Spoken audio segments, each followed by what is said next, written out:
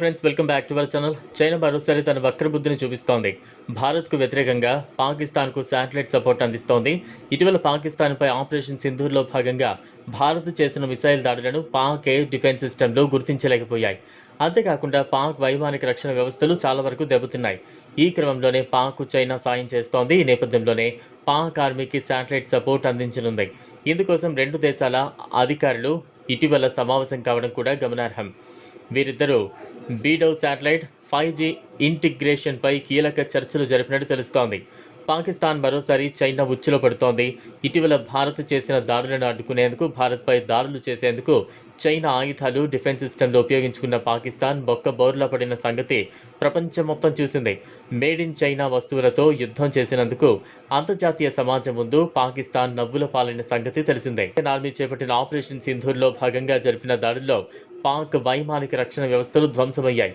అంతేకాకుండా లాహోర్లో Pakistan air defence సిస్టమ్లు స్తంభించిపోవడం, 8 Pakistan air బేస్లపై Bharat ఖచ్చితమైన దాడులు నిర్వహించి ధ్వంసం చేసిన కొన్ని రోజులకే పాకిస్తాన్ చైనా మిలిటరీ అధికారులు భేటీ కావడం ప్రాధాన్యత సంతరించుకుంది.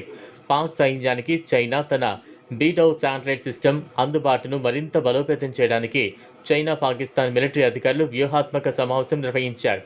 రెండు దేశాల మిలిటరీ అధికారుల మధ్య జరిగిన సమావేశంలో పాకిస్తాన్ ఆర్మీకి శాటిలైట్ కవరేజ్ పరంగా మద్దతును పెంచడంతో పాటు భారత కార్యకలాపాల గురించి ఎప్పటికప్పుడు పాకిస్తాన్కు సమాచారం అందించడమే లక్ష్యంగా ఈ చర్చలు జరిగాయి. రియల్ టైమ్ కోఆపరేషన్, నిఘా సామర్థ్యాలను మరింత మెరుగుపరచడానికి 5G కమ్యూనికేషన్ సిస్టమ్ల ఇంటిగ్రేషన్పై కూడా ఈ సమావేశంలో చర్చించినట్టు తెలుస్తోంది. ఇందులో కూడా పాకిస్తాన్కు చైనా ఇంటిగ్రేటెడ్ శాటిలైట్ కవరేజ్ను అందించినట్టు సమాచారం.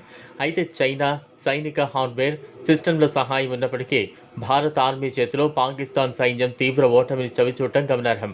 అదే సమయంలో పాకిస్తాన్ సైన్యం భారత్పై చేసిన దాడుల్లో చైనా తయారు చేసిన ఫైటర్ జెట్లు, మిసైల్ సిస్టంలను ఉపయోగించాయి. అయితే వాటిని ఎదుర్కొనేందుకు భారత దళాలు స్వదేశీ ఆయుధ వ్యవస్థలపై ఎక్కువగా ఆధారపడ్డాయి. భారత్ S-400 ఎయిర్ డిఫెన్స్ సిస్టమ్లను కూడా మోహరించింది. ఇందులో భాగంగానే ముఖ్యమైన పాకిస్తాన్ ఎయిర్ డిఫెన్స్ సిస్టమ్లు యుద్ధ విమానాలను నిర్వీర్యం చేశాయి. నియంత్రణ రేఖ వెంబడి పాకిస్తాన్ స్థానాలపై భారత సైన్యం బలమైన దాడులను ప్రారంభించింది. ఇందులో చైనీస్ జెట్లు, క్షిపణి వ్యవస్థలతో కూడిన పాకిస్తాన్ రక్షణ ఆయుధాగారం తమ స్థానాన్ని నిలబెట్టుకోలేకపోయింది. మరోవైపు సరిహద్దు వెంబడి పాకిస్తాన్ సైనికుల కదలికలు, కార్యకలాపాలను పర్యవేక్షించడానికి భారత్ సుమారు 10 శాటిలైట్లను మోహరించింది. అవి అందించిన సమాచారం ఆధారంగా భారత భద్రతా బలగాలకు వ్యూహాత్మక ఆధిక్యాన్ని ఇచ్చింది. ఈ వీడియో మీకు నచ్చినట్లయితే లైక్ చేయండి, షేర్ చేయండి, ఛానల్ను సబ్స్క్రైబ్ చేసుకోండి. Thanks for watching.